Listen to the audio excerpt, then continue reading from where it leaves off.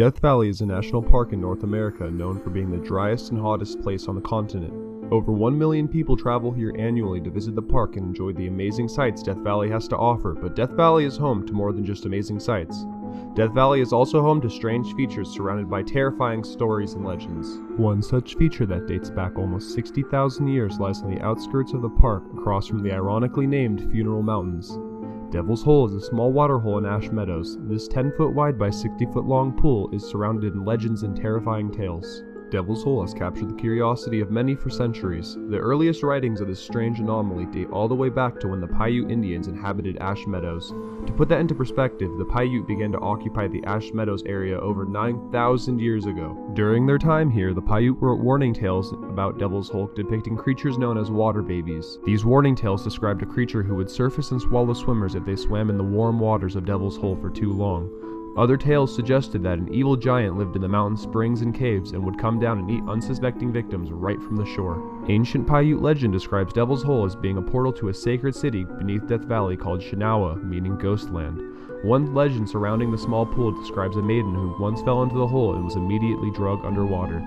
Days later, the maiden reappeared next to a nearby stream. It is believed by some that the maiden was dragged to the underworld city and held there for days before being released. For centuries, Native Americans who have lived in the area have described seeing flying objects that would mysteriously disappear into Devil's Hole. Could Devil's Hole really be a portal to an ancient underworld? One person who may have known what lies past the waters of Devil's Hole was Charles Manson. In the late 1960s, Charles Manson began a commune that would later be known as the Manson family. Manson convinced his followers that he was the re-embodiment of Jesus Christ and that they were the original Christians. During the Manson family reign of terror, they would be involved in several high-profile crimes, including the gruesome murder of pregnant actress Sharon Tate and 4 others in her home on August 9, 1969, as well as the attempted assassination of United States President Gerald Ford in Sacramento. Manson took interest in finding Devil's Hole after hearing an old Paiute legend that described a portal in Death Valley that led to an underworld city in which the rivers ran upside down. He hoped that he'd be able to find the entrance or portal to this underworld city in order to protect his family during the oncoming race war he was predicting.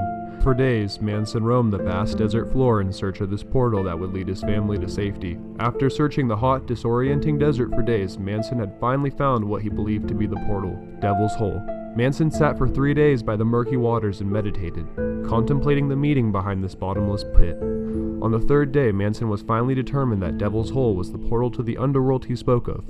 All he had to do was find a way to drain the waters and the portal would be revealed. Before Manson and his family could figure out how to drain Devil's Hole, he was arrested for the murders that happened at actress Sharon Tate's house. Manson would never reach the bottom of Devil's Hole and determine if it truly was a portal to an underworld city. Charles Manson and his family were not the only group to have been curious about what lies in the mysterious depths of Devil's Hole. In 1965, 4 friends, 19-year-old Paul, a cafeteria worker at the Nevada test site, his 20-year-old brother-in-law David Rose, who worked for one of the Las Vegas casinos, along with 19-year-old Bill and his younger brother Jack Alter, set out to go scuba dive inside the warm waters of Devil's Hole. Equipped with very little gear, the 4 hiked up the steep, barren hillside overlooking a ranch in the vast desert landscape. Once finished climbing the hillside, the group then had to follow a rocky trail that led straight to Devil's Hole. Once the boys arrived, they quickly began to scramble underneath the fence and then raced down the 30-foot rocky descent to reach the dark, murky waters of Devil's Hole. After suiting up with scuba tanks, snorkel masks, and dive lights, the boys begun their dive into the deep,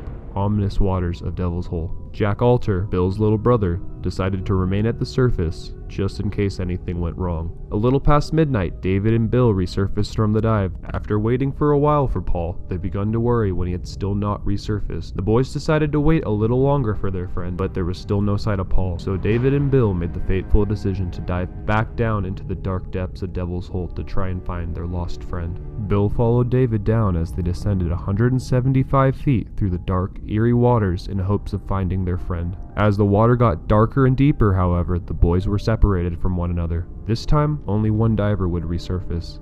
Bill and Jack Alter would be the only 2 to walk away from Devil's Hole that night. A search team was quickly launched in an effort to find the lost boys. The rescue divers believed that they may have gotten stuck in an air pocket called Brown's Room, but quickly realized after diving down to the air pocket, they weren't. Even though recreational diving ends at 140 feet, the deepest depth at which the boys were equipped to dive to, the search divers dove all the way down to 325 feet to search for the lost friends. At this depth in Devil's Hole, there is a steep drop-off. Here, a search diver found the remainder of the boys' gear. All that was ever recovered from the divers was their masks, a fin, and dive lights. David and Paul would never be seen again, their bodies still lost somewhere deep inside the depths of Devil's Hole. Tourists visiting Devil's Hole late at night frequently report hearing two boys screaming and splashing in the waters as if they were drowning. Could the screams be from the boys' souls reliving that fateful night? After the boys disappeared into the murky waters of Devil's Hole, the government permanently fenced off the small pool and later added security cameras. The government claims these security features were added to protect the rare pupfish that live in Devil's Hole. However, many people believe these security features were added to prevent anyone from ever discovering what truly lies underneath the waters of Devil's Hole. Despite all the strange occurrences, Devil's Hole is an amazing sight and a must-see when visiting Death Valley. Just be sure to not get too close to the water, or you may never be seen or heard from again.